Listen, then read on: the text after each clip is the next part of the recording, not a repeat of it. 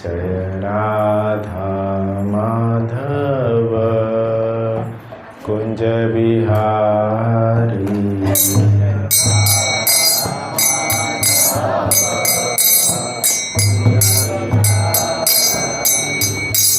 जय राधा माधव कुंज बिहारी।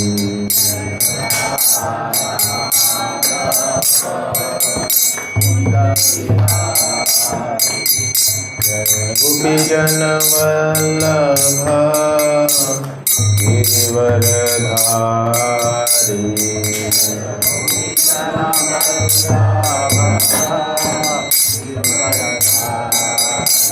जय गोपी जन वल्लभ गिरिवरधारी।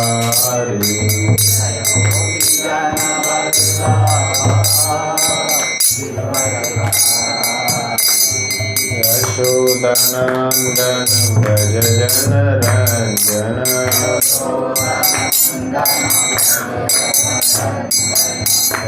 यशोदानंदन व्रज जन रंजन।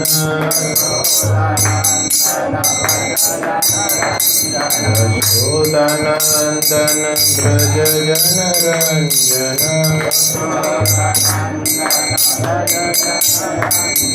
यमुना तीरावनचारी।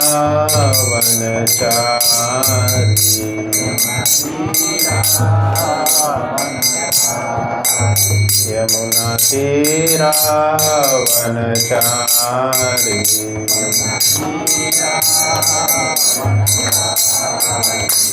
जय राधा माधव कुंज बिहारी।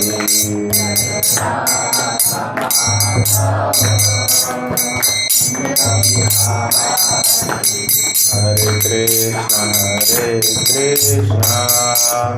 कृष्ण कृष्ण हरे हरे, हरे राम राम राम हरे हरे।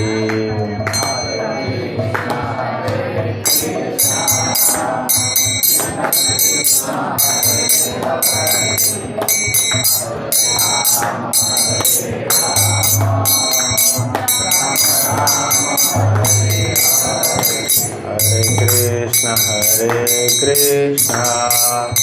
कृष्ण कृष्ण हरे हरे, हरे राम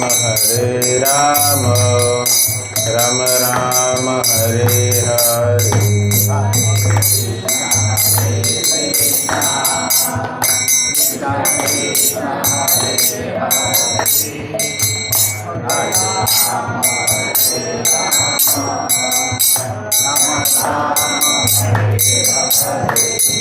हरे कृष्ण कृष्ण कृष्ण हरे हरे, हरे राम राम राम हरे हरे।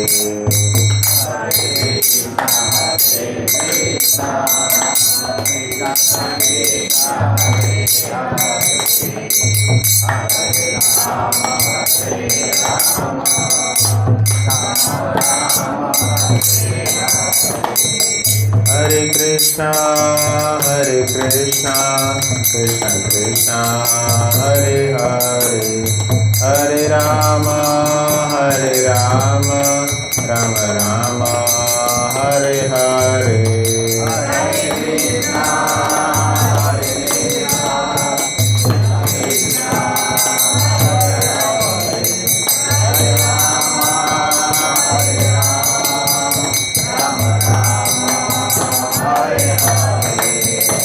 जय जगन्नाथ बलदेव सुभद्रा जय सुदर्शना।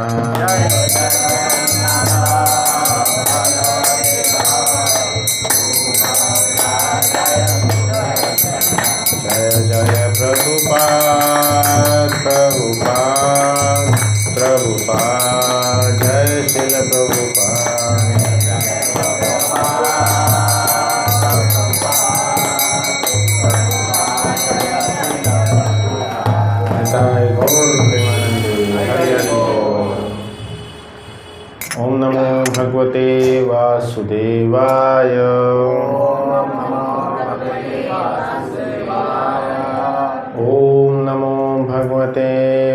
वासुदेवाय।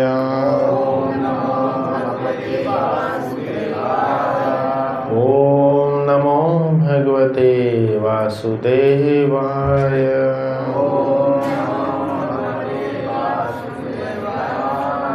नारायणं नमस्कृत्यं नरं चैव नरोत्तमं देवीं सरस्वतीं व्यासं ततो जयमुदीरयेत्।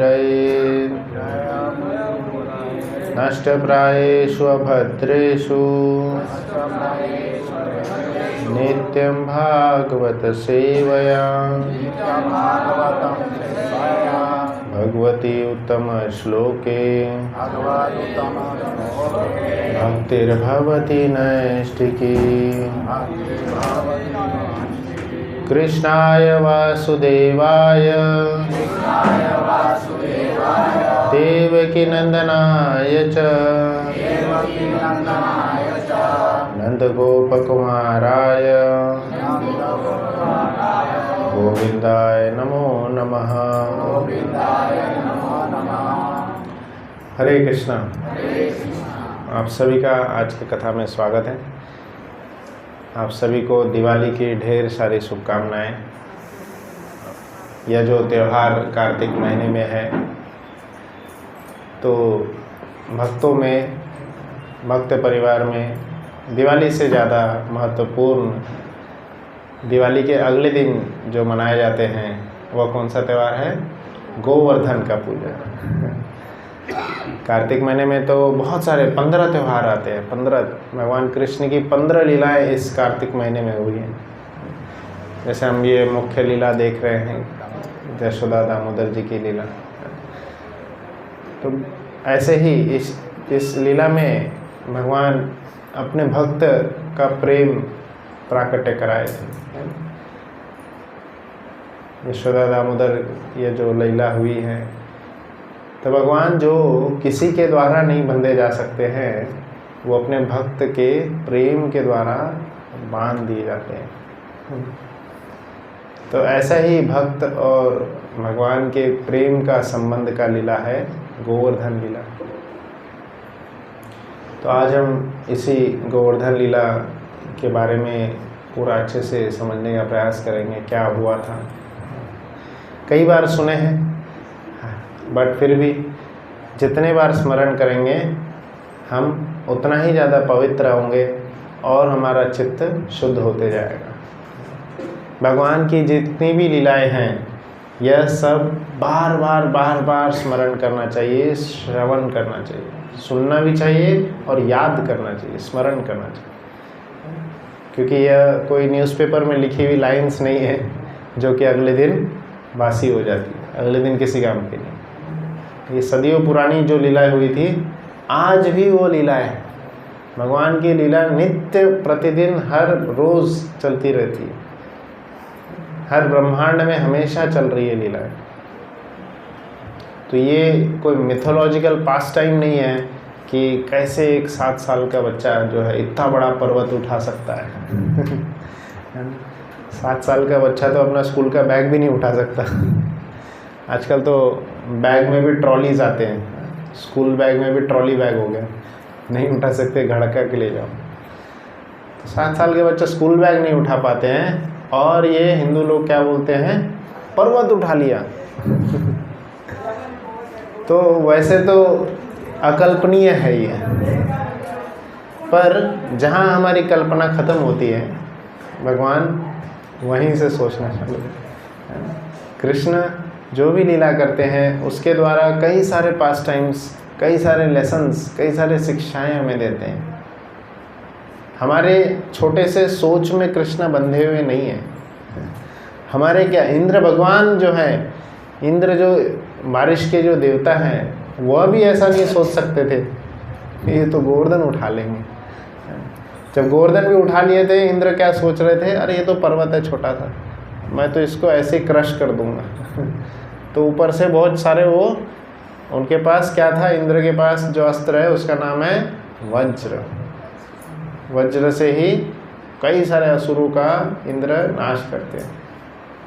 इट्स लाइक लाइटनिंग, जैसे कहीं बिजली चमकती है तो हम देखते हैं कि बड़ा पेड़ है तो पूरा जल गया, वो बिल्डिंग है तो पूरी तबाह हो गई।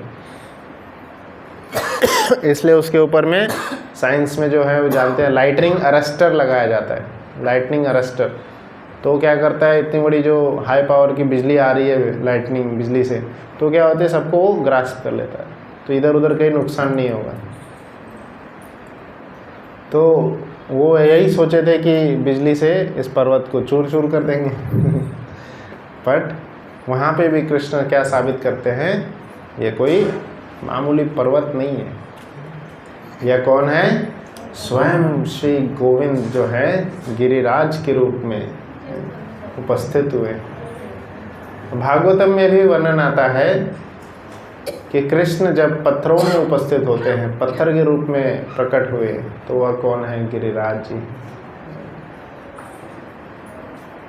हमारे संस्था के जो संस्थापक आचार्य हैं, इन्होंने भी गोवर्धन को इतना ज़्यादा महत्व दिया श्रील प्रभुपाद जी ने।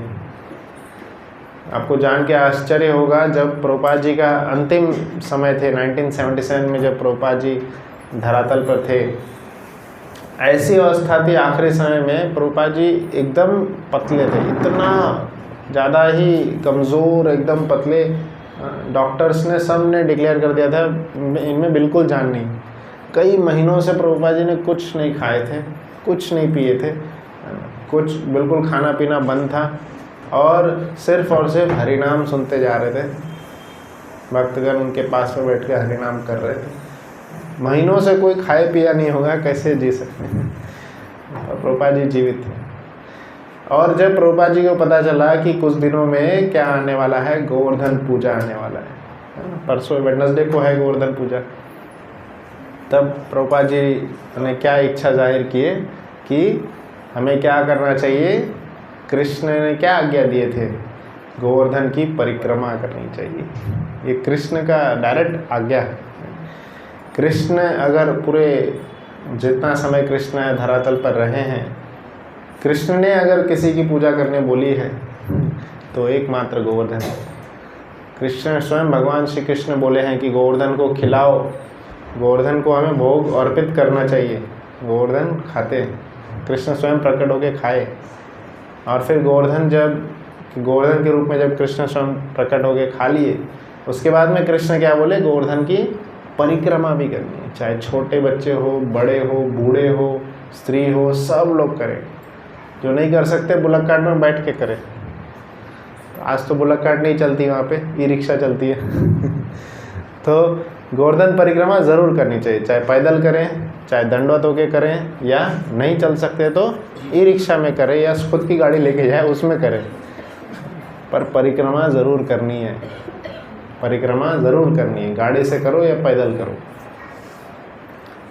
कृष्ण ने स्वयं बोले हैं गोवर्धन की परिक्रमा करनी है, तो प्रभुपाद जी कैसे पीछे रह सकते थे? जब वो उपस्थित है इस धरातल पर, वृंदावन में ही है, और पता चला गोवर्धन पूजा आ रही है। हालांकि कई महीनों से कुछ नहीं खाए, एकदम पतले, एकदम ऐसे लेटे हुए। उनके भक्तगण आते थे उनके पास, जो कीर्तन होता था करते थे, बिल्कुल हिल भी नहीं सकते थे। पर ऐसी अवस्था में प्रभुपाद जी अपनी इच्छा जाहिर करते हैं और बोलते हैं कि अब हमें क्या करना है? गोवर्धन पूजा करनी है। गोवर्धन पूजा के लिए सब लोग लेके चले मुझे, और प्रभुपाद जी ने, उनके भक्तों ने बोले कि आप तो हिल भी नहीं सकते, थोड़ा सा भी अगर आप अपना शरीर इधर उधर हिलाएंगे, ज़्यादा से ज़्यादा 5-10 मिनट जीवित रहेंगे, प्राण ही हट जाएंगे। प्राण इसलिए टिके हुए क्योंकि आप यहाँ पर है। और ऐसा नहीं उनके ऊपर बहुत सारे आईसीयू के पाइप्स वगैरह लगे हुए हैं, वेंटिलेटर पे, नहीं, नॉर्मल। प्रभुपाद जी ने तो सीधा बोले थे, मैं जब शरीर छोड़ूंगा तो प्रभुपाद जी ने क्या बोले थे? मेरे शरीर में इधर उधर कोई पाइप वाइप मत घुसाना सिंपल रह करके आराम से शरीर छोड़ना है। तुलसी दल और जो है हरिनाम संकीर्तन, इस पे प्रभुपाद जी ने, और चरणामृत, ये जो दिव्य शक्तियाँ हैं, दिव्य चीज़ें हैं, इस पे प्रभुपाद जी ने जोर दिए थे। बोले थे अंतिम समय में सिर्फ तुलसी खिलाना, और चरणामृत, भगवान का नित्य अभिषेक होता ही है, उसका चरणामृत प्रभुपाद जी पीते थे। और बस और हर नाम करते थे और कई महीनों तक ये बस इतने पे ही जीवित रहे।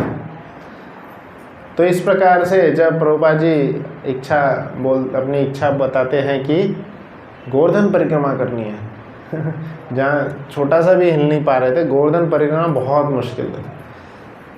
पर फिर भक्तों का दो ग्रुप बन जाता है। कुछ भक्त बोल रहे थे कि नहीं, गुरु महाराज बोले हैं, प्रभुपाद जी बोले हैं तो उनको लेके जाना है।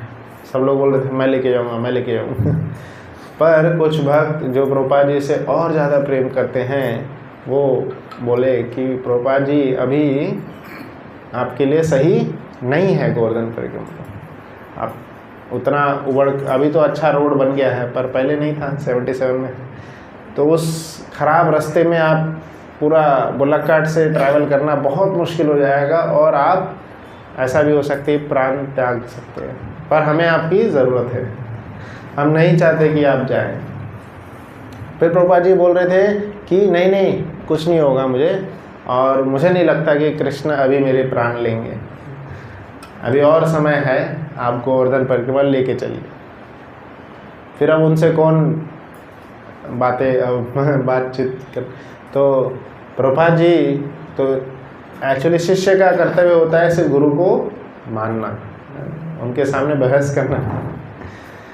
पर उनके जो गुरु भाई हैं वो बहस कर सकते हैं या वो उनको मना सकते हैं। तो सभी गुरु प्रभुपाद जी के शिष्यों ने क्या किए, प्रभुपाद जी के जो गुरु भाई थे, गुरु भाई अर्थात जो सेम गुरु से दीक्षा लिए होते हैं वो दोनों आपस में गुरु भाई होते हैं या गुरु माता होते हैं।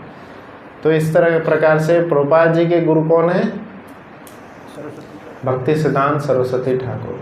श्री भक्ति सिद्धांत सरस्वती ठाकुर की जय। तो उनके एक और शिष्य थे जो वहीं वृंदावन में ही रहते थे, श्रीमान केशव मुरारी प्रभु जी। तो ऐसे उनको बुलाए और उनके द्वारा प्रभुपाद जी को बोल रहे थे कि आप क्या करिए, प्रभुपाद जी को बोलिए कि नहीं जाना है। और वो उनको बोलते हैं, मनाते हैं। पर और फिर कई सारे भक्त भी बोल रहे थे। तो इस प्रकार से कई सारे भक्तों का जब निवेदन हुआ तब प्रभुपाद जी ने खुद बोले कि ठीक है, इतने सारे भक्त मना कर रहे हैं तो मेरा भी हक बनता है कि मैं इनको मतलब रेस्पॉन्ड करूं, मैं अपने जिद पे नहीं अड़े रहूँ। हमारी इच्छा भक्तों की इच्छा से नीचे होनी चाहिए।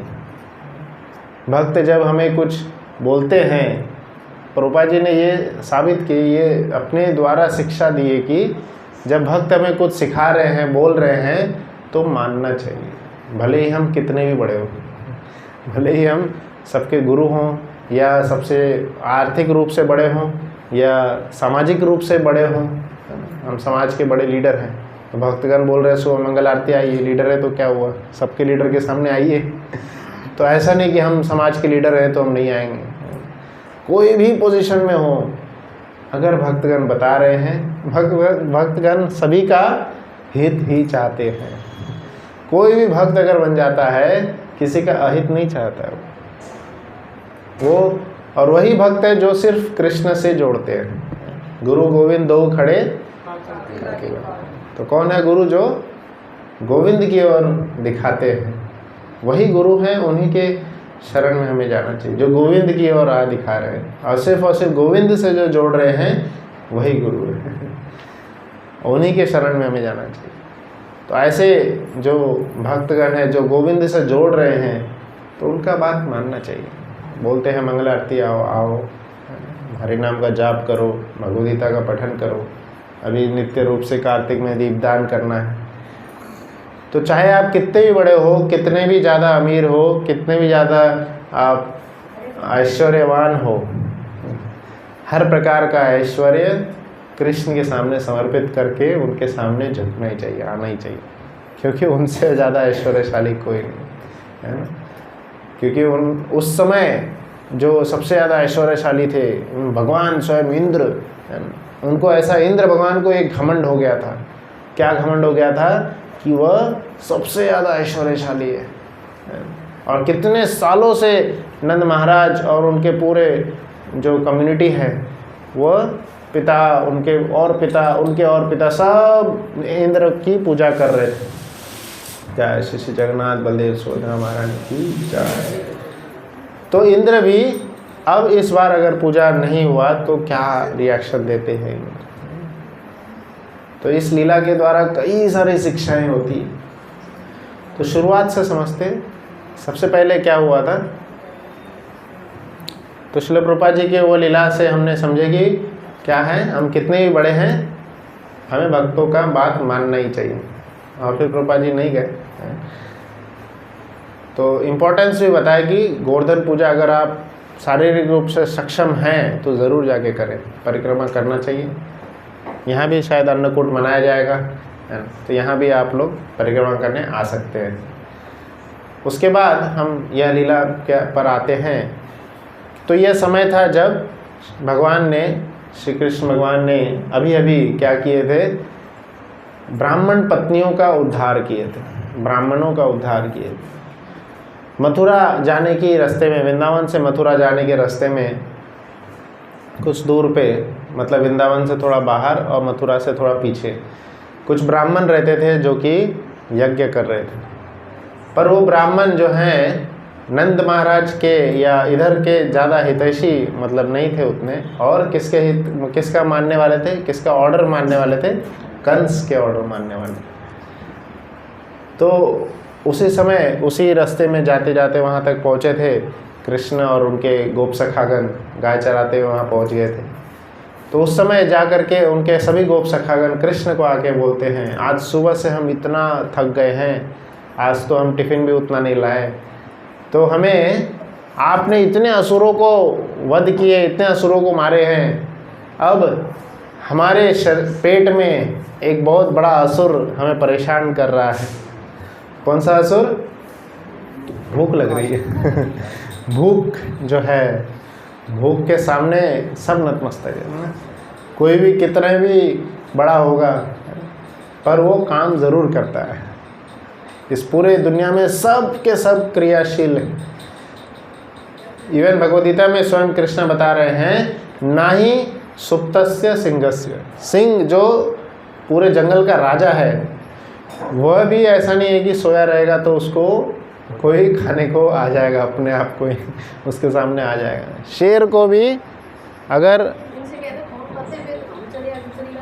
वायर देख लीजिए, शेर को भी अगर खाना है या कुछ प्रकार किसी प्रकार का अन्न ग्रहण करना है तो उसको मेहनत करनी होगी, अच्छी मेहनत करनी होगी, दौड़ना होगा, पकड़ना होगा। तो सोए सोए कोई भी, हरे कृष्ण आवाज़ देख लीजिए, सोए सोए किसी को भी कुछ भी प्राप्त नहीं होता है किसी को कुछ प्राप्त नहीं होता सोए, हर एक को कुछ न तो कुछ मेहनत करना ही होगा। तो यही स्वयं वहाँ पे नंद महाराज ने जो ब्रज ब्राह्मणगण बैठे थे, तो ब्राह्मणगण क्या कर रहे थे, यज्ञ कर रहे थे, और कंस उनसे यज्ञ करवाता था उसके भलाई के लिए सारे यज्ञ का जो फल है उनके भलाई के लिए दे। तो उसी समय वहाँ पे आए थे कौन, कृष्ण और गोप सखागण। और कृष्ण गोप सखा आके बोल रहे थे हमें भूख लग रही है। कृष्ण क्या बोले, बगल में ही बहुत सारे ब्राह्मण यज्ञ कर रहे हैं, आप जाइए उनके पास जा कर के भात मांगिए कृष्ण भी स्पेसिफिक बोले सिर्फ भात मांगना, क्योंकि भात ऐसी चीज़ है, भात खिचड़ी जो कोई भी दे देता है। आप किसी के घर में जाके गुलाब जामुन मांगिए वो हिचकिचाएगा, नहीं देगा, बट भात खिचड़ी जो है सब दे देते हैं। सरकार भी कितना किलो राशन जो है दे देती है। जब कोरोना डिक्लेयर हुआ था, लॉकडाउन हो गया था, है ना, तो बाकी सभी देश अन्न के लिए तरस गए थे, पर भारत सरकार, मोदी जी ने क्या बोले थे, अगर आपको याद होगा, तो उन्होंने बोले थे हमारे पास आगे 10 साल का स्टॉक पड़ा हुआ है, आगे के 10 साल तक में भी अगर कुछ हुआ तो खिलाते रहेंगे, चिंता मत करो। और उस समय गवर्नमेंट कई जगह पे जाके अन्न दे भी रही थी। तो गवर्नमेंट हो या कोई भी व्यक्ति हो, जो भी हम बाहर भी देखते हैं, कोई भी अमीर व्यक्ति हम देखते हैं कि भंडारा कराते रहता है, कोई भी फेस्टिवल हो भंडारा कराता है, भंडारे में क्या रहेगा, दाल भात या खिचड़ी। तो ये भात जो है सब लोग देते हैं, और कृष्ण भी अपने गोप सखा जो थे उनको जाके बोले ब्राह्मणों से जाके भात मांगिए, पर ब्राह्मणगण क्या थे, डर रहे थे और इसलिए वो भात नहीं देते। सभी गोप सखा वापस आए, उन्होंने फिर से कृष्ण बोलते नहीं अब आप वापस से जाइए, पीछे के रास्ते से आइए, यह भले ही न कंस के पुजारी हों बट पीछे जो ब्राह्मण की पत्नियां रहती है वह मेरी पूजा करती है वह मुझे मानती है, दे देंगी वो, है ना। और बोलते बोलते वह बलराम जी का नाम लेना। तो इस तरह से वहाँ पे उनको भोजन प्राप्त होता है और वह लीला समाप्त होती है। उसी पल, उसी के अगले दिन ही कृष्ण जब अगले दिन ही घर पहुँचते हैं, उसी दिन जो है वो घर में क्या देखते हैं कृष्ण कि घर में इतने सारे पकवान बन रहे हैं, सब अलग अलग जगह पे जाके सफाई कर रहे हैं। और जितने भी क्योंकि नंद महाराज कौन थे, ब्रज के राजा थे, ब्रज के राजा थे मतलब लीडर थे। तो लीडर होने के नाते सारे जितने भी ब्रज में और भी फार्मर्स थे और भी लोग थे, सब नंद बाबा को आकर के अपना जो भी प्रोडक्ट्स है वो सब देते। सभी वहाँ पे कौन थे, ग्वाल वाल थे, है ना। और सभी गाय चराकर या तो खेती करके अपना जीविका अर्जित करते थे। तो यह क्यों हो गए, समाज में 4 वर्ण के लोग रहते, ब्राह्मण, क्षत्रिय, वैश्य, शूद्र। तो वैश्य समाज जो है ऐसे अपनी जीविका अर्जन करते हैं। भगवद गीता में भी वैश्य समाज के बारे में यही लिखा है कि क्या करना चाहिए, गोपालन, गोरक्षा और वाणिज्य। प्रभुपाद जी ने तो अपने एक बुक में लिखे हैं कि कोई भी व्यक्ति अगर उसके पास में गाय है और 1 बीघा ज़मीन है तो किसी के सामने हाथ फैलाने की ज़रूरत नहीं है कि मुझे जॉब दे दो, नौकरी दे दो किसी के सामने झुकने की ज़रूरत ही नहीं। 1 बीघा ज़मीन है और गाय है तो आराम से अपनी जीविका वो अर्जित कर सकता है, चला सकता है। ज़मीन उसको जो भी खाने की चीज़ है वो देते जाएंगे, चाहे सब्ज़ी हो, फल हो और चाहे ग्रेन्स हो, सब ज़मीन से मिल जाएगा। 1 बीघा ज़मीन काफ़ी है खुद के अर्जन है। It is for one's own need, not greed, लालच के लिए नहीं। अगर नीड हमारी ज़रूरतें पूरी करनी है तो इतना बहुत है।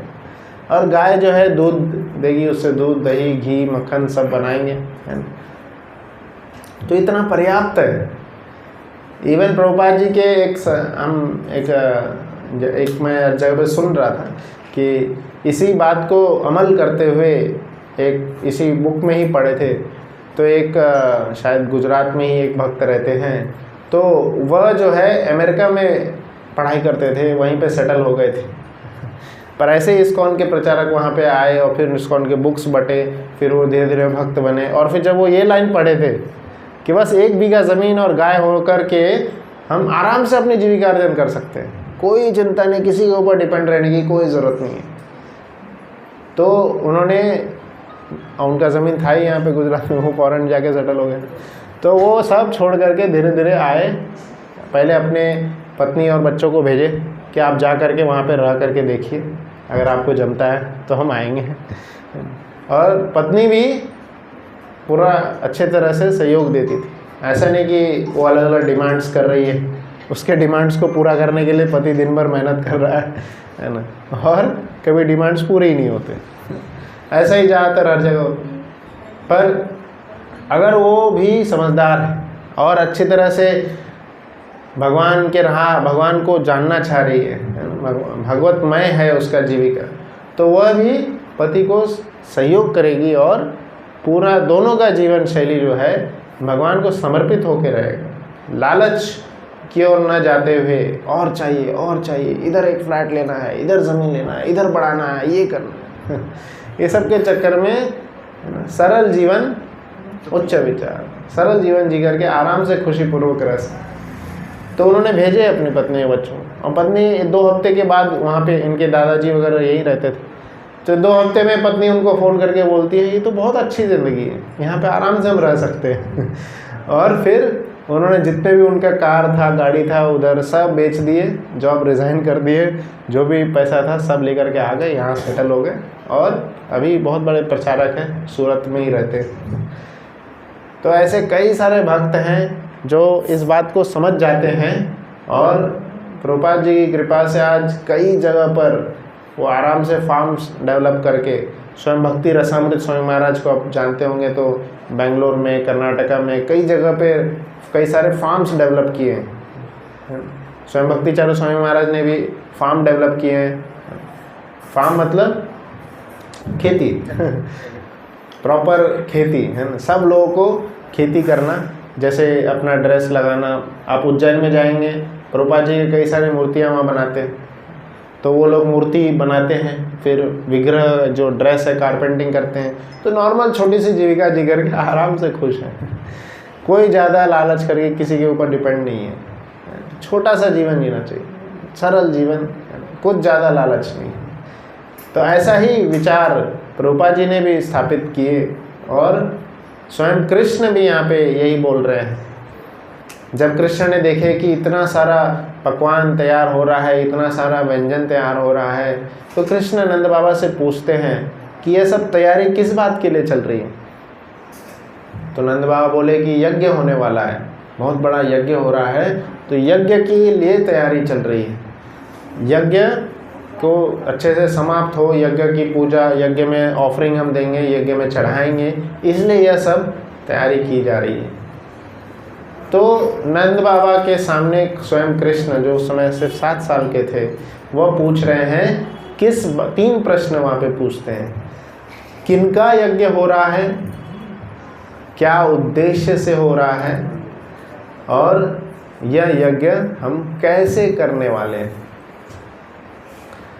तो नंद बाबा तो पहले जब यह प्रश्न सुने, किनका यज्ञ हो रहा है, कैसे होगा, क्या क्या समर्पित करेंगे, तो और एक जब छोटा बच्चा बोल रहा है, जैसे यहाँ पे इतना बड़ा हमने डेकोरेशन किए हैं, ये सजावट किए हैं, ऊपर रॉड डाल के पूरा इतना बढ़िया सजावट हुआ है, तो यह तो किसी ने प्लान किया होगा इतना बढ़िया से, उसके बाद में रखे हैं। तो कोई छोटा बच्चा आकर के पूछ रहा है क्या कर रहे हैं, क्या कर रहे हैं आप लोग, तो ऑब्वियसली पहला रिएक्शन होगा, जाओ तुम यहाँ से खेलो जाके, यहाँ क्यों आ रहे हो, खेलो जाके, हम बड़े लोग कर रहे हैं।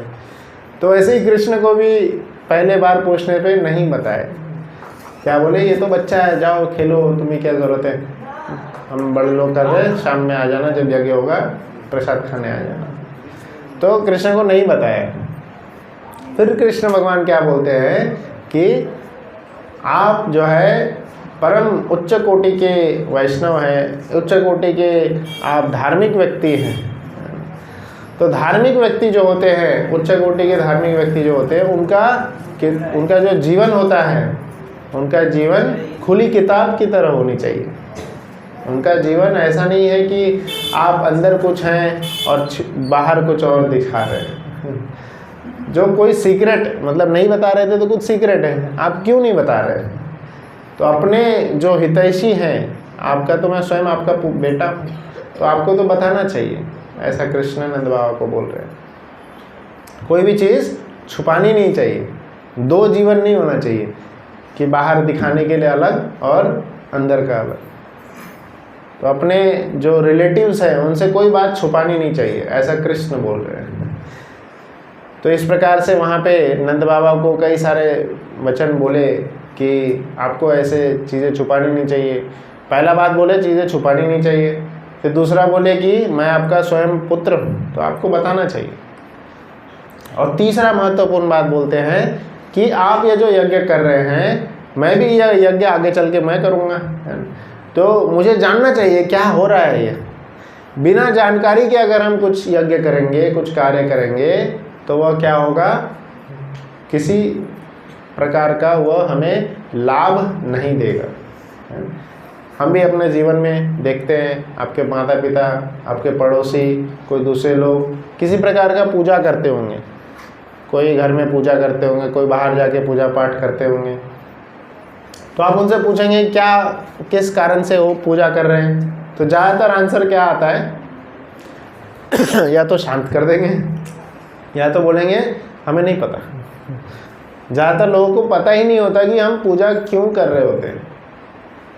जैसे हम यहाँ पे भी आरती करते हैं, हमारे पुजारी जी यहाँ पे आरती करते हैं, तो वर्शिप करते हो हम क्या करते हैं, अगरबत्ती घुमाते हैं, दिया घुमाते हैं, अगरबत्ती के बाद दिया, फिर दिया के बाद फिर जल अर्पित किया जाता है, फिर जल के बाद उनको वस्त्र अर्थात वहाँ रुमाल रखा रहता है, वस्त्र अर्पित करते हैं, तत्पश्चात फूल अर्पित किया जाता है, फिर मक्खी हटाने के लिए या किसी प्रकार का कुछ और डिस्टर्बेंस है उसको हटाने के लिए चामर अर्पित करते हैं, फिर मोरपंख। हर एक का एक कारण है क्यों अर्पित किया जाता है। पंच महाभूत से जो हम बने हैं उन्हीं पंच तत्व को वापस स्वयं श्री भगवान को अर्पित करते हैं और अंत में अपराध शोधन मंत्र बोलते हैं। किसी प्रकार का अपराध हुआ है तो वो हमें क्षमा करें, उनके सामने खड़े होके प्रणाम करते हैं। It's not like any arbitrary thing, कोई आर्बिट्री थिंग नहीं है कि हम घुमाए जा रहे हैं। पहली बार जब प्रभुपाद जी ने अपने भक्तों को बताए थे कि हाँ ऐसे पूजा करनी है, तो प्रभुपाद जी सुबह सुबह का जो भागवतम क्लास था उस समय अपने शिष्यों को बताए थे कि ऐसे ऐसे पूजा विधि करनी है। और फिर वो प्रभुपाद जी के उस दिन एक कॉलेज में गए थे, सेमिनार था कॉलेज में सेमिनार, तो जिसको बताए थे वो टेम्पल कमांडर थे, तो उन्होंने पुजारी को बोल दिए आप ऐसे ऐसे करना, और वह भी प्रभुपाद जी के साथ चले गए थे। और जब प्रभुपाद जी के साथ चले गए, इधर पुजारी नया है एकदम, तो पुजारी को पता नहीं, ये बोल दिए थे हाँ ये सब चीज़ घुमाना है, पर ये नहीं बोले थे कितने बार घुमाना है। तो वो घुमाए जा रहे कई घंटे तक घुमाए। बाद में बोला अच्छा लगता है हाथ दुख रहा है, फिर थोड़ी देर के बाद रख देते हैं, फिर दूसरा चीज़ घुमाते हैं, और फिर पूरा आरती करने के बाद देख रहे हैं कि अरे 1.5 घंटा हो गया, और फिर बोले थे ऐसे 7 बार आरती करनी है। बोले हो गए 1.5 2 घंटे की आरती 7 बार। बोले कुछ तो गड़बड़ है। फिर वो जाकर के फिर से प्रभुपाद जी से पूछते हैं कितने बार घुमाना है, तो कितने बार घुमाना है उसका भी साइंटिफिक रीज़न है ना।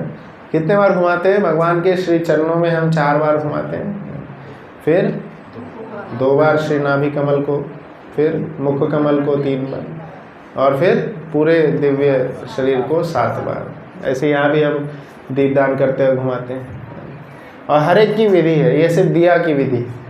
बाद में चामर वगैरह दिखा रहे तो 3 बार ही है, तुलसी का हम करते हैं तो 3 और 7 बार।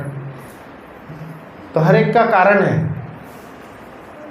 हम आध्यात्म में जो भी चीज़ करते हैं एवरीथिंग हैज साइंटिफिक रीज़न, हर एक का एक एक कारण है। वो जब हम जान के करेंगे तब वो हमारे लिए भी लाभकारी होगा, और हम सिर्फ ऐसे मूर्खतावश नहीं करेंगे, है ना, मूर्खतावश नहीं करेंगे। जैसे किसी पेड़ के नीचे कुछ पत्थर रखा रहता है, लोग मूर्खतावश जाके उधर प्रणाम करते हैं और कुछ अर्पित करते हैं। और ऐसे चीज़ों को देख करके दूसरे लोग क्या बोलते हैं, ये अंधभक्त हैं, अंधविश्वासी हैं। तो ये हमारे लिए भी नुकसानदेह है और औरों के लिए भी नुकसानदेह है, समाज के लिए भी गलत निर्देश जाता है कि ये बिना जाने चीज़ों को कर रहे हैं। इसलिए यही चीज़ों को हटाने के लिए कृष्ण पूछ रहे थे नंद बाबा से कि यह यज्ञ क्यों कर रहे हैं, किसके लिए कर रहे हैं, और क्या तरीका है करने का। और नहीं बता रहे थे तो बोल रहे थे कि आपको हमें बताना चाहिए, क्योंकि मैं आपका एक तो पुत्र हूँ और पुत्र से कुछ छुपाया नहीं जाता है। और आप स्वयं इतने बड़े धार्मिक व्यक्ति हैं, तो धार्मिक व्यक्ति का दोगला जीवन नहीं होता है कि दिखाना कुछ और बताना करना कुछ और। तो हमें जान के करना चाहिए, कोई भी चीज़ हमें जान के करना चाहिए। तो इस प्रकार से नंद बाबा फिर बताना चालू करते हैं, बोलते हैं कि हम इंद्र पूजा कर रहे हैं। आप जानते हो कि हम क्या हैं, वैश्य हैं। तो वैश्य समुदाय जो है ज़्यादातर हम कृषि और गोरक्षा ही करते हैं। कृषि अर्थात खेती और गोरक्षा अर्थात गायों को चराना, गायों का रक्षा करना, यही वैश्य का जो है जीविका होती है। तो कृषि अर्थात खेती जो है यह कैसे होगी, जब मोस्टली जो है ये डिपेंड करेगा बारिश पे। कोई भी कृषि खेती जो है बारिश पर डिपेंड करेगी। अभी इस साल इतनी बारिश हुई है पंजाब में और अन्य कई जगह पर, कई सारे धान्य का लॉस हुआ। तो हम देखते हैं बारिश जो है अनरेगुलेटेड तरीके से होती है ना। वहाँ पे नंद बाबा क्या बताए कि अगर हम खेती जो है बारिश पे डिपेंड कर रहा है और बारिश के देवता है इंद्रदेव। इवन जो पहाड़ों पे जो घास उगी रहती है यह भी बारिश की वजह से होती है। तो हम स्वयं और हमारे जो गाय हैं यह भी चरते हैं घास। तो यह सब जो है बारिश पे डिपेंड कर रहा है। बारिश अगर होगी तो हमारा बहुत अच्छा लाइफ होगा। तो बारिश के देवता है स्वयं इंद्रदेव, इसलिए हम उनकी पूजा कर रहे हैं। पर कृष्ण यहाँ पे बताते हैं यह तो बहुत ही बेकार लॉजिक है यह तो किसी भी एंगल से जम ही नहीं रहा, मतलब है ना। जैसे आप सब अपने घर में रहते हैं तो आप सबके घर में लाइट बिल आता होगा। लाइट बिल आता है, कितने का आता है? हाँ 14 रोज ये लगता है दुकान होगा बाकी नॉर्मल। हाँ, तो और लाइट बिल हम जा कर के कहाँ भरते हैं? जो इलेक्ट्रिसिटी अथॉरिटी बोर्ड है। तो ऐसा लॉजिक है क्या कि अगर मैं लाइट बिल नहीं भरूंगा और मैं जा कर के इलेक्ट्रिसिटी के जो मिनिस्टर हैं, इलेक्ट्रिसिटी के मिनिस्टर हैं, कैबिनेट मिनिस्टर्स मोदी गवर्नमेंट में आप देख सकते हैं, रिसोर्स मिनिस्टर एक होते हैं, रिसोर्स मिनिस्टर जो ये सबको देखते हैं, इलेक्ट्रिक डिपार्टमेंट वगैरह सब। तो अगर वो रिसोर्स मिनिस्टर मेरा दोस्त है या उसको मैं किसी तरह से पटा के रखा हूँ, अच्छी तरह से समझा के रखा, मेरा पहचान का है, तो वो अगर मेरे पहचान का है तो क्या मुझे बिजली बिल नहीं देना होगा? भले ही कितना भी पहचान हो, कितना भी मैंने उससे दोस्ती करके रखी हो, बिजली बिल तो देना ही होगा। या मैं जो हमारे फूड के मिनिस्ट्री है, फूड मिनिस्ट्री अलग है, उससे मेरी पहचान है, तो क्या मुझे राशन पानी खरीदना नहीं होगा? खरीदना ही होगा। किसी किसी जगह पे पानी भी खरीदा जाता है, तो मैं वाटर मिनिस्ट्री से अगर दोस्ती करके रखा हूँ तो क्या पानी का बिल मुझे नहीं भरना होगा? तो कृष्ण यही बता रहे थे कि ये सब चीज़ें जो है, खाना पीना, बारिश और ये सब जो है ऑटोमेटिकली मिलेगी। ऐसा नहीं है इसके लिए जो इसके मिनिस्टर हैं अर्थात इंद्र देवता जो है उनसे जाके आपको कुछ उनको देना होगा कुछ उनके लिए यज्ञ वगैरह करना होगा, फिर वो खुश होंगे तब देंगे। नहीं, ऐसा नहीं है। अब बताइए, समुद्र में भी तो बारिश होती है, समुद्र में भी बारिश होती है, तो वहाँ पे कौन उनकी पूजा कर रहे होते हैं? आप अमेज़न का जंगल सुने होंगे, अमेज़न के जंगल में इतना घना जंगल होता है, इतना घना जंगल होता है, सूर्य की रोशनी भी वहाँ नहीं पहुँचती, कोई नहीं रहता, वहाँ भी बारिश होती है तो जंगलों में भी बारिश हो रही है, समुद्र में भी बारिश हो रही है, और इन सब में तो जगह पे कोई पूजा नहीं कर रहा है। तो क्यों किसी देवता की पूजा करना जब हम अपने कर्मों का जो रिजल्ट है हम भोगते हैं? हम जैसे कर्म करेंगे वैसा ही रिजल्ट हमें मिलेगा। कृष्ण ये कर्म मीमांस, ये जो फिलॉसफी है इसको आचार्य बताए हैं, ये क्या है? कर्म मीमांसा फिलॉसफी है, कर्म को ही प्रधानता देना। हालांकि यह नास्तिक फिलॉसफी है। आज भी हम कई सारे ऐसे नास्तिकों से मिलते होंगे जो ज़्यादातर यही लॉजिक देते हैं, क्या कि भगवान की क्या ज़रूरत है, भगवान को पूजा करने की ज़रूरत नहीं है, आप अपना कर्म करिए, कर्म का परिणाम जो होगा मिलेगा आपको। भगवान कहाँ से आ गए बीच में? आप अच्छा कर्म करेंगे, अच्छा रिजल्ट मिलेगा। कई सारे लोग बोलते होंगे कि हम सिर्फ अच्छा कर्म करते हैं, भगवान वगैरह पे विश्वास नहीं करते हैं, है ना। हमारा खुद का नौकरी है, खुद का बिजनेस है, प्रॉपर ईमानदारी से हम बिजनेस करते हैं, अपना काम करते हैं। भगवान की पूजा वो लोग नहीं करते। उनको जाके आप दान मांगेंगे तो बोले भगवान में मानती नहीं है, हम नहीं देते। तो यह लॉजिक स्वयं कृष्ण भी बोल रहे थे कि इंद्र देवता की पूजा करने की क्या आवश्यकता है। हम अपना कर्म जैसा करेंगे, हमारे कर्म अच्छे हैं, हमें इंद्र बाध्य हैं कि बारिश वो देंगे ही देंगे। अब देखिए जैसे मैंने पंजाब और इस साल का एग्जांपल दिए से दिए, इतनी ज़्यादा बारिश हुई है ना, तो ज़्यादा बारिश देना, कम बारिश देना, यह सब जो है क्या है, यह इंद्र का काम है और हमारे कर्म के हिसाब से हमें मिलेगा। जैसा कर्म रहेगा वैसा रिजल्ट हमें मिलेगा। No need to worship. तो इसको आचार्यगण अलग टिप्पणी करते हुए कह रहे हैं कि एक्चुअली कृष्ण यह सिद्धांत स्थापित करना चाह रहे हैं कि किसी भी देवता की पूजा, अगर हम कृष्ण को मानते हैं, कृष्ण को समझ रहे हैं, जान गए हैं कौन है कृष्ण, नहीं जानते हैं तो फिर ठीक है, आप करिए पूजा किसी की, नहीं जान रहे। फिर क्या होगा अगर आप नहीं जान रहे हैं किसी भगवान कृष्ण के बारे में, तो वह देवता का आप अच्छी तरह से वर्शिप करेंगे तो वह देवता जो भी हैं, देवी माँ हैं या स्वयं शिव जी हैं, वह क्या करेंगे, आपको कृष्ण की ओर लेके जाएंगे। जय श्री जगन्नाथ बलदेव सुभद्रा महाराज की जय। तो सभी देवता कृष्ण की ही वर्शिप करते हैं, सभी देवता कृष्ण से ही शक्ति प्राप्त करते हैं।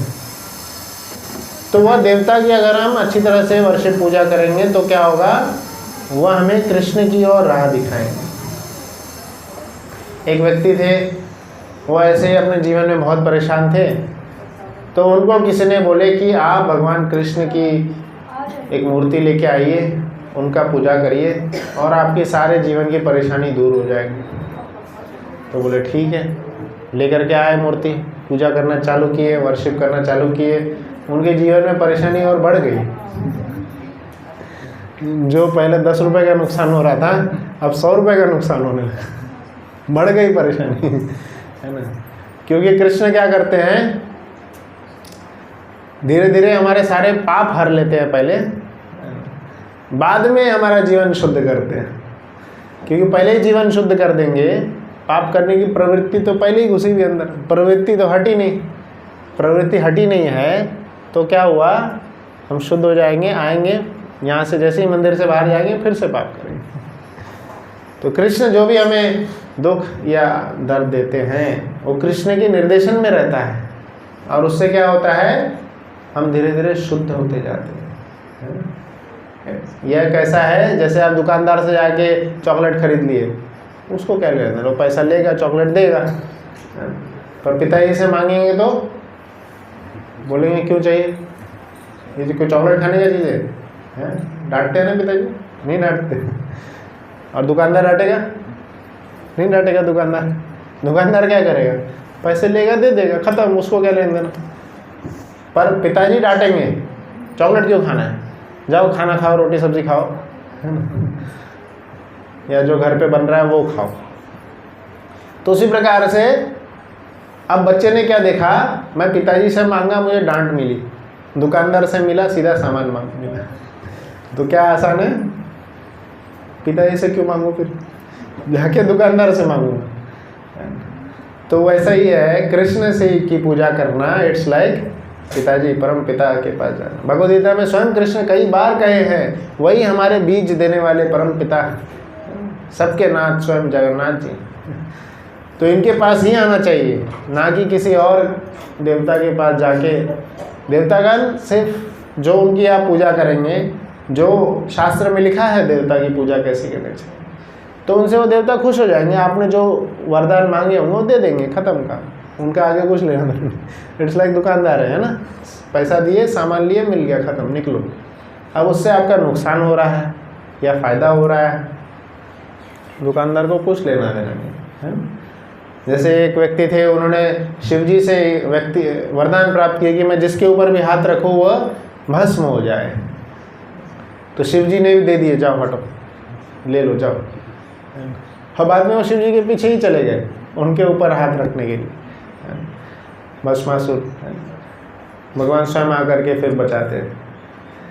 तो बाकी देवतागण, ये सब शास्त्र में वर्णन है, तो बाकी देवतागण भगवान की आराधना में लगे रहते हैं, पर कोई बीच में आके उनको पूजा करते हैं, मुझे ये दे दो, वो दे दो, तो उनको दे करके निपटा देते, हटो साइड में, मुझे भगवान का वर्षिप। सभी देवता भगवान की आराधना में लगे हुए हैं। आप जगन्नाथ मंदिर जाइए, वो पुरी में है ना, सभी देवता वहाँ पर रह रहे हैं, सब जगन्नाथ जी की वर्षिप करते हैं।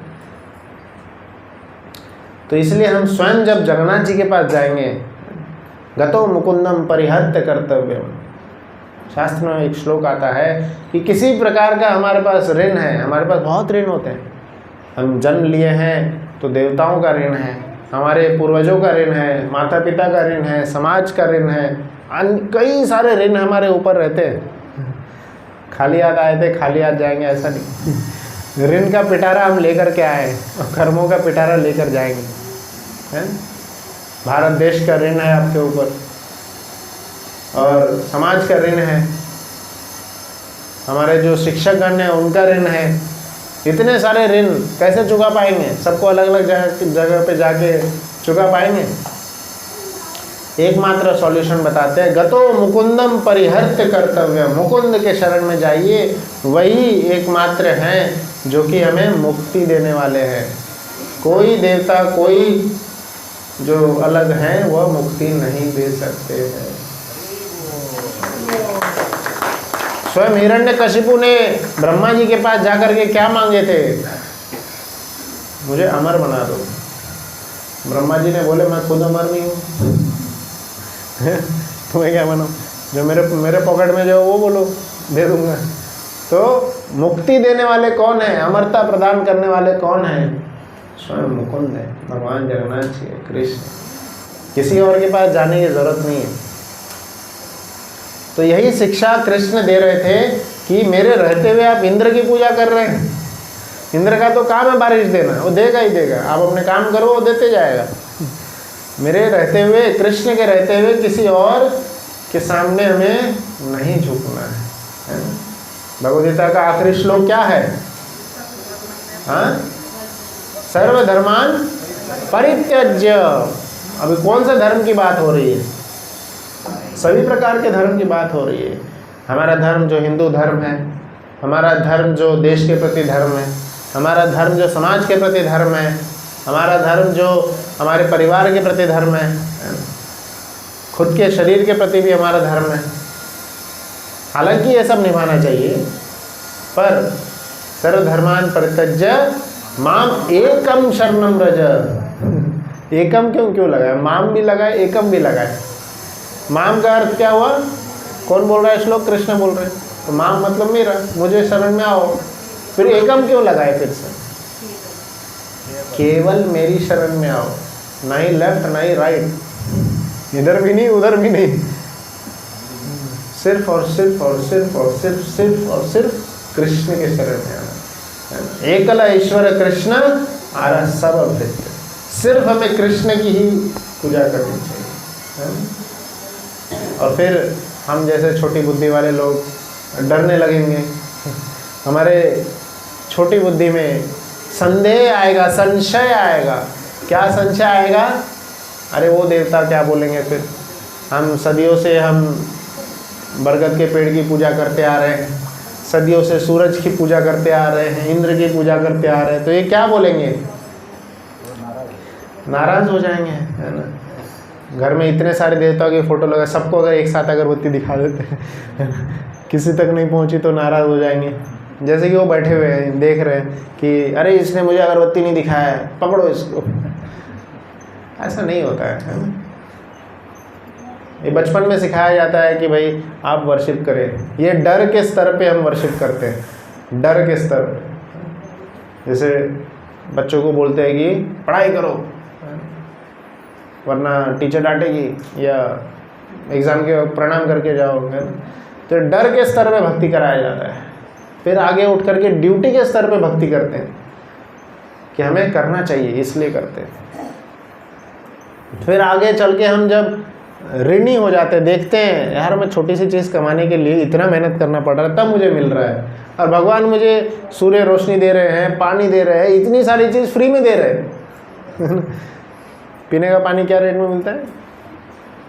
20 रुपये 30 रुपये, पर भगवान इतना सारा जल हमें दे रहे हैं फ्री में, है ना। अनलिमिटेड चीज़ें फ्री में दे रहे हैं हमें, तो कुछ तो एटलीस्ट आगे प्रणाम तो करना चाहिए, झुकना तो चाहिए, कर्तव्यवश आकर के प्रणाम करना चाहिए।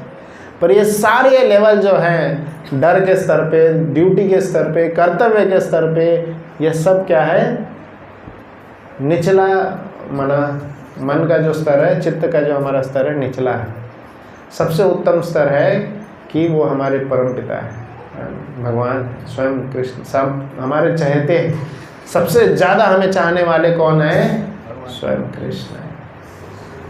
तो इसलिए हमें उनकी पूजा करनी चाहिए, ना कि वो हमें कुछ दे रहे हैं या हमसे हमें हमारा ख्याल रख रहे हैं, इसलिए नहीं पूजा करनी चाहिए। या हमारा कुछ नुकसान पहुंचा देंगे, इसलिए नहीं पूजा करनी। नुकसान नहीं पहुंचाएंगे। कृष्ण सबसे प्रेम करते हैं। हमें जो नुकसान आता है वो हमारे कर्म की वजह से आता है। हम आइसक्रीम खाएंगे तो गला किसका खराब हो? हमारा ही खराब हो। उसमें भगवान की क्या गलती? भगवान ने बोला था आइसक्रीम खरीदो, ये भगवान बेचने आए थे। हम आइसक्रीम खाएंगे तो जैसे बच्चे लोग बोलते हैं आइसक्रीम खाना है, मोमोज खाना है, तो किसका पेट खराब होगा, किसका शरीर खराब होगा? तो ये कर्मों का रिजल्ट हम खुद भोगते हैं। यही कर्म मीमांसा फिलॉसफी कृष्ण वहाँ पे बता रहे हैं कि इसको हटके क्या करें, आप सिर्फ और सिर्फ अपने कर्म करें।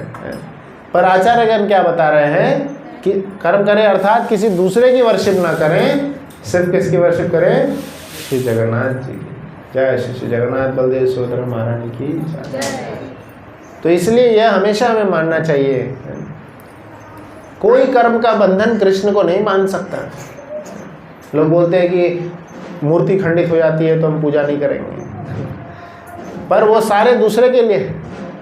कृष्ण के ऊपर कोई नियम नहीं है।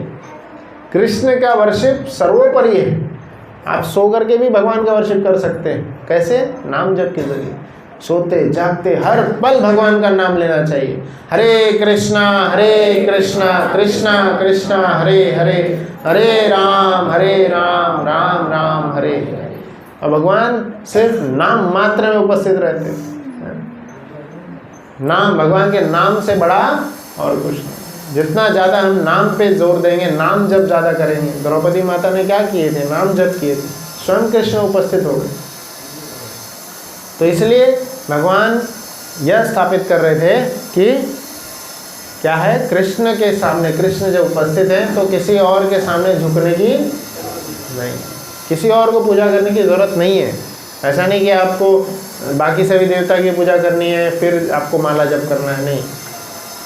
गतो मुकुंदम परिहर्त कर्तव्य। सिर्फ आप मुकुंद के शरण में आएंगे, मुक्ति देने वाले एकमात्र सिर्फ मुकुंद हैं, उनका नाम ही है मुकुंद। मुकुंद कृष्ण के शरण में आएंगे, बाकी सारी इच्छाएं पूर्ण हो जाएगी। ध्रुव महाराज सबसे बड़े एग्जाम्पल है। हम बच्चों को पढ़ाई करने के लिए क्या क्या भेजते हैं ना, 10वीं 12वीं पढ़ाते हैं, फिर ग्रेजुएशन कराते हैं, ग्रेजुएशन फिर पोस्ट ग्रेजुएशन, इतना बड़ा, और फिर आगे और हायर स्टडीज़ और हायर स्टडीज़, फिर जाके कुछ पैसे मिलते जॉब करने जाते, कुछ पैसे मिलते, कुछ ज्ञान अर्जित होता है। ध्रुव महाराज ने क्या किए? ध्रुव महाराज ने क्या किए बताइए?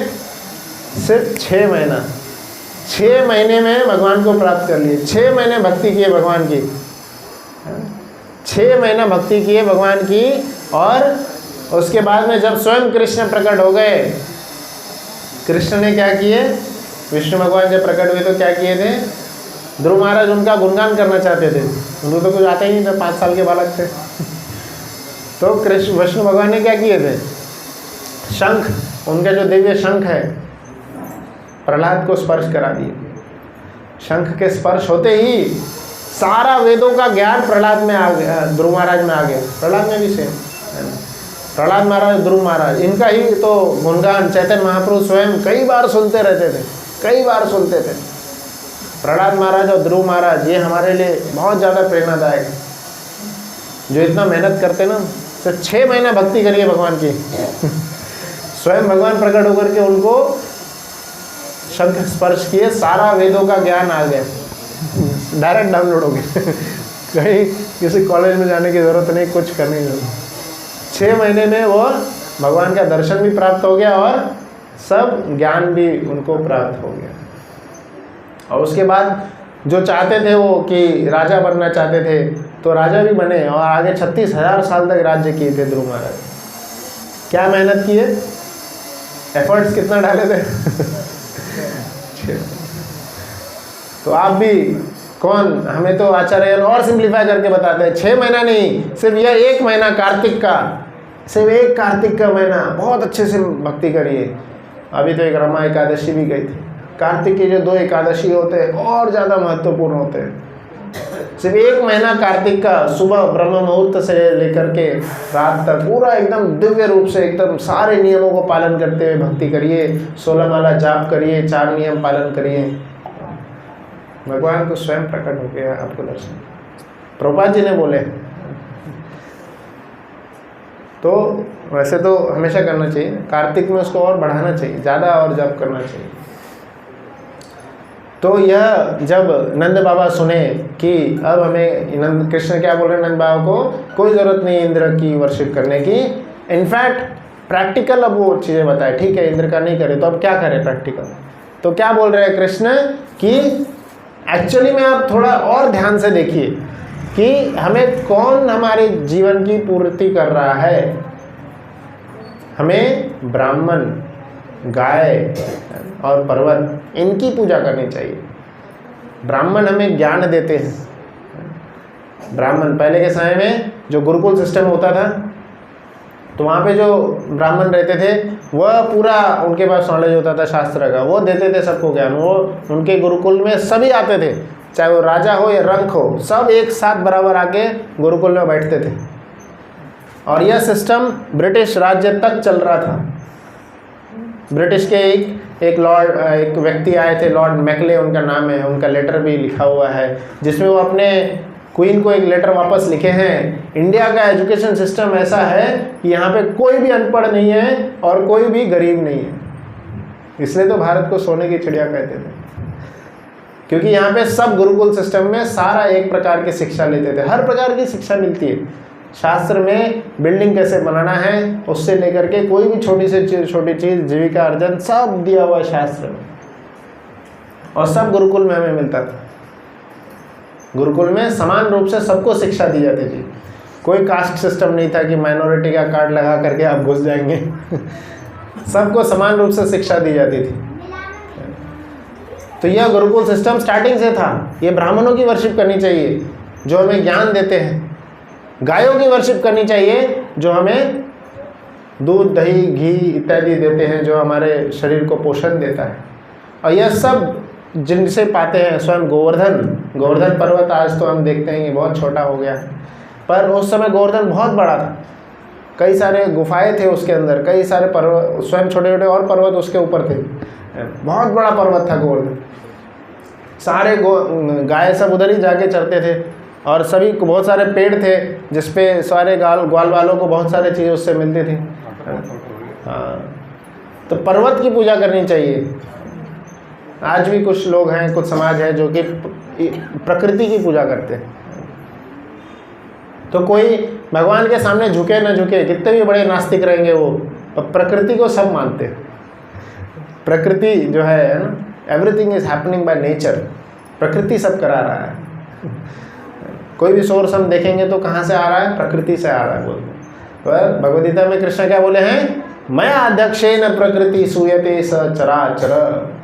चाहे वो चर हो या अचर हो, लिविंग या नॉन लिविंग, या सब प्रकृति के सारे चीज़ क्या है, उनके अध्यक्ष है कृष्ण। मैं अध्यक्षेन प्रकृति, प्रकृति कृष्ण की अध्यक्षता में कार्य करती है।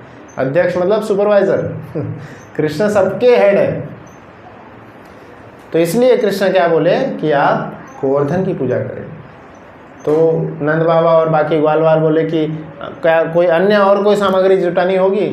बोले कि पहले हम इंद्र की पूजा कर लेते हैं फिर हम गोवर्धन की पूजा करेंगे। नहीं, जो सामान है सब लेकर के चलिए, गोवर्धन की पूजा करेंगे और कोई अन्य सामग्री जुटाने की ज़रूरत नहीं है। इवन कृष्ण तो ये भी पूछे थे, क्या आपने इंद्र भगवान को देखे हैं कभी? क्या इंद्र ने आके आपका भोग कभी स्वीकार किया है? तो आप गोवर्धन की पूजा करिए।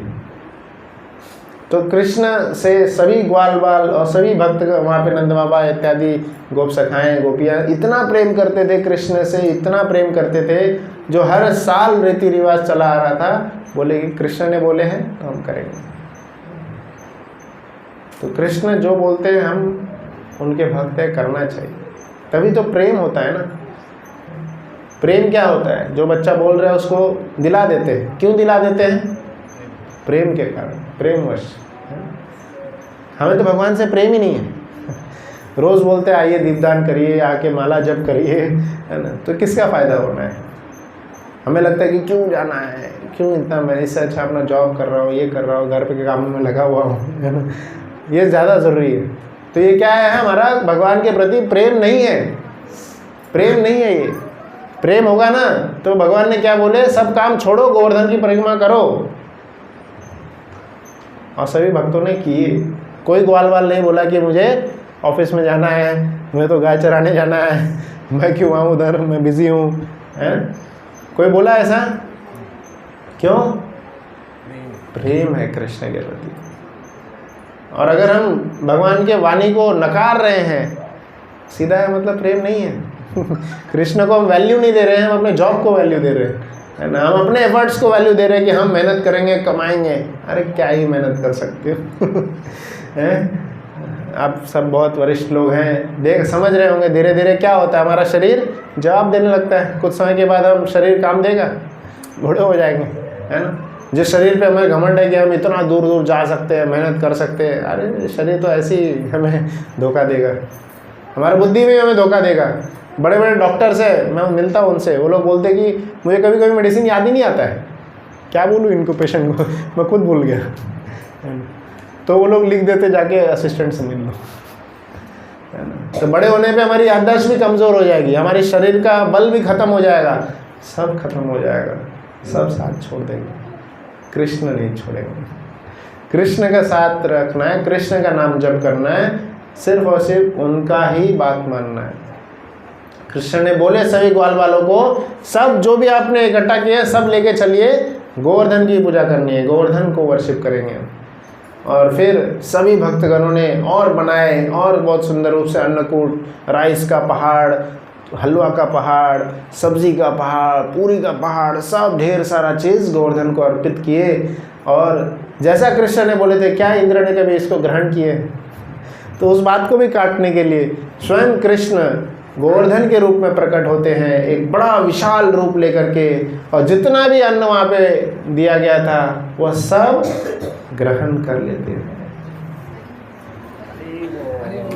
इतना ही नहीं, सब ग्रहण करने के बाद में गोवर्धन और मांग रहे थे, और बोल रहे थे और लाओ, भूख लगी है और लाओ, इतने सालों से खिलाए नहीं मुझे, और लाओ, और चाहिए और चाहिए। तो वहाँ की भाषा में और चाहिए वो क्या बोलते हैं? अन्योर, अन्योर। तो आप जाएंगे गोवर्धन के पास में एक गांव भी है अन्योर, जिस जगह पे भगवान ने ग्रहण किए थे, गोवर्धन ने ग्रहण किए थे और मांग रहे थे, तो जगह का ही नाम पड़ गया अन्योर, और चाहिए। तो वहाँ पे भी कल ये सब समय गोवर्धन के नज़दीक ही अन्योर गाँव, वो जगह का नाम पड़ा है अन्योर। तो इस प्रकार से गोवर्धन की बहुत सुंदर पूजा हुई, सब ने और फिर बाद में गोवर्धन भगवान ने सब खाने के बाद ऐसा नहीं है कि अब इनके पास क्या बचा, सब भगवान तो ले लिए सब वापस दे दिए, है ना। भगवान कुछ रखते नहीं है, सब वापस हमें ही देते हैं। ऐसा नहीं कि हम भगवान को पकवान बना के देंगे, भोग लगाएंगे तो भगवान सब ले लेंगे, है ना। भगवान वापस हमें देते हैं, और आँखों से ग्रहण करते हैं, आँखों से देख करके ग्रहण कर लेते हैं। ऐसा नहीं उनको खाना पड़ेगा, टेस्ट तब पता चलेगा, वो आँखों से देख के ही टेस्ट पता चल जाता है, और वो स्वीकार करते हैं। पत्रम पुष्पम फलम तोयम यो में भक्त्या प्रयच्छति, भक्ति भाव से भगवान ग्रहण करते हैं। और इसी श्लोक में लिखा है अश्नामी प्रयतात्मनः, अश्नामी का अर्थ ही है ग्रहण करना। संस्कृत में अश्नामी का अर्थ देखिएगा ग्रहण करना। तो एक प्रभुपाद जी से एक भक्त ने पूछा था क्या सबूत है कि कृष्णा जो भोग हम उनको दिखाते हैं ग्रहण करते हैं? तो ये श्लोक सबूत है। प्रभुपाद जी यही बोले, भगवान श्लोक में बोल रहे अश्नामी, मैं ग्रहण करता हूँ, और तुम फालतू का सवाल पूछ रहे हो क्या सबूत है? कृष्ण खुद बोल रहे हैं मैं ग्रहण करता हूँ। तो इस तरह से गोवर्धन ने ग्रहण किए और फिर वापस भी दिए, और फिर सभी भक्तों ने सभी प्रसाद पाए, और जब बहुत संतुष्ट हो गए, नाचने लगे, और फिर कृष्ण आज्ञा देते हैं अब सब लोग परिक्रमा करेंगे। सभी भक्तगण गोवर्धन की परिक्रमा किए और फिर घर गए। तो यह सुंदर गोवर्धन की लीला होती है। इसके बाद का भी लीला है जिसमें गोवर्धन की पूजा होने के पश्चात इंद्रदेव उनको क्रोधित हो जाते हैं, और फिर इंद्र संवर्तक पर्वत संवर्तक बादल को बुला के बोलते हैं कि आप पूरे गोवर्धन, पूरे वृंदावन को नष्ट कर दो, ऐसे कैसे मेरी पूजा रोक सकते हैं। तो उस समय ऐसा शास्त्र में लिखा है, इतनी बारिश हुई थी, इतनी बारिश हुई थी, ये जो खंबा दिख रहा है ना, खंबे के साइज़ का, इससे भी बड़ा, ये तो छोटा खंबा है, खंबे के साइज़ का पानी का एक बूंद था, पानी का एक एक बूंद का साइज़ खंबे की साइज़ का बता रहे थे। मतलब एक बूंद में ही वृंदावन पूरा, वृंदावन ज़्यादा बड़ा थोड़ी है, एक बूंद में ही जो है पूरा ख़त्म हो जा सकता था। तो सभी भक्तगण वापस से कृष्ण की शरण लिए और उन्होंने गोवर्धन उठाए, और गोवर्धन अपने आप ही उठा हुआ था, ऐसा नहीं कि कृष्ण बहुत देर तक गोवर्धन उठाए हुए थक गए थे। तो पूरा सिस्टम कृष्ण ने चारों ओर से कर दिए थे। उधर से इंद्र अपना जोर लगा रहे थे, पर कृष्ण तो सर्वशक्तिमान। कई साल पहले एक ऋषि थे, अगस्त ऋषि, उस समय उनकी ऐसी लीला हुई थी कि उनको बहुत सारा प्यास लगी थी। तो कृष्ण ने उनको आश्वासन दिए थे कि आप रुको, आपको पानी पिलाऊंगा ढेर सारा, है ना। तो उनको बिठा दिया था साइड में, उनको उस समय बुलाते, आइए आपके पानी पीने का समय हो गया है। तो शास्त्र में लिखा है, ऊपर एक तो सुदर्शन चक्र थे, एक तो गोवर्धन खुद ही उठे हुए थे, और फिर सुदर्शन चक्र थे, है ना, जो कि सारे जो भी बारिश आ रही है उसको वहीं सुखा दे रहे थे। जो साइड साइड में गिर रहा था वो सारा पानी एक साथ एकत्र होकर के अगस्त मुनि सब पी जा रहे थे। तो इस प्रकार से इंद्र ने इतना जोर लगाया, इतना जोर लगाया, फिर भी वृंदावन का एक घास भी गीला नहीं हुआ, है ना। इसलिए पूर्ण श्रद्धा के साथ हम भगवान श्री कृष्ण का शरण लेना चाहिए। जब कृष्ण खड़े हैं हमारे साथ, है ना, किसी से भयभीत होने की कोई ज़रूरत नहीं है। यह गोवर्धन लीला इसी का प्रतीक है कि कृष्ण हर समय हमारी रक्षा करेंगे। और अगर रक्षा नहीं कर रहे, हमारे जीवन में फिर भी दुख आ रहे हैं, बड़ा दुख आ रहा है और बड़ा दुख आ रहा है, बढ़ते ही आ रहा है, तो कृष्ण के साथ छोड़ नहीं देना चाहिए। ये समझना चाहिए उनका यही प्लान है ना। पांडवों के जीवन में बहुत दुख आ रहे थे, तो पांडवों ने कृष्ण के साथ छोड़े थे, तो उन्होंने कृष्ण को ही सारथी बनाए और कृष्ण ने उनका बहुत अच्छे से ख्याल रखे। तो कृष्ण के प्लान को एज इट इज़ एक्सेप्ट करना चाहिए, चाहे हम खुश हो या दुखी हो। हर दुख और हर सुख में हमें जानना चाहिए, जो भी हमारे जीवन में हो रहा है कृष्ण को सब पता है। कृष्ण हमारा भूत भविष्य वर्तमान सब जानते हैं, सब कुछ जानते हैं, और जो भी हमारे जीवन में हो रहा है उनके इच्छा से ही हो रहा है। तो हम जो भी कर रहे हैं, जो भी हमारे लाइफ में हो रहा है, उनका प्लान है ना। जैसे बच्चा अगर गंदा खड़ा रहता है, मम्मी बोलती है रुको खड़े देर, थोड़ी देर खड़े रहो मैं आ रही हूँ, तो बच्चा क्या करता है, खड़े रहता है। उसको विश्वास है मम्मी आ रही है, कर देगी साफ। चाहे वो कितना भी गंदा हो, खड़ा रहता है, कितने भी दुख में हो खड़ा रहता है। क्यों? उसको मम्मी पे विश्वास है, पिता पे विश्वास है। हमें भी अपने परमपिता कृष्ण पे विश्वास रखना चाहिए और हमेशा उनका नाम जप, भगवद्गीता का अध्ययन और भगवान को भोग लगा के प्रसाद जो हम ग्रहण करते हैं, हमेशा ऐसा करना चाहिए। हरे कृष्णा कृष्णा कृष्णा हरे हरे, हरे राम राम राम हरे। श्री गोवर्धन की जय।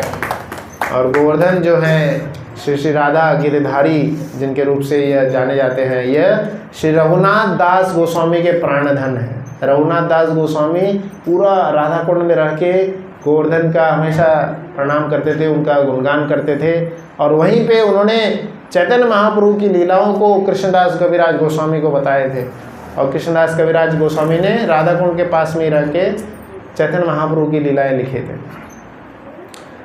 तो यह गोवर्धन का आप सब लोग पूजा करिए, आप फोटो रख सकते हैं। वहाँ पे गोवर्धन की शिला नहीं लानी चाहिए, ये भी एक पॉइंट है। वहाँ का उनका शिला उठा के लेते आए नहीं। गोवर्धन कौन है? स्वयं कृष्ण है। तो कृष्ण के अंग को लेकर के आए, ऐसा नहीं है। उनका फोटो खींच करके लेते आइए, रखिए, चलेगा, है ना। ठीक है, गोवर्धन शिला लेके नहीं आना चाहिए। किसी को कोई प्रश्न कोई पूछना चाहते हैं तो यहाँ पे हम विराम देंगे, बाकी आगे प्रभु जी बताएंगे। हरे कृष्ण।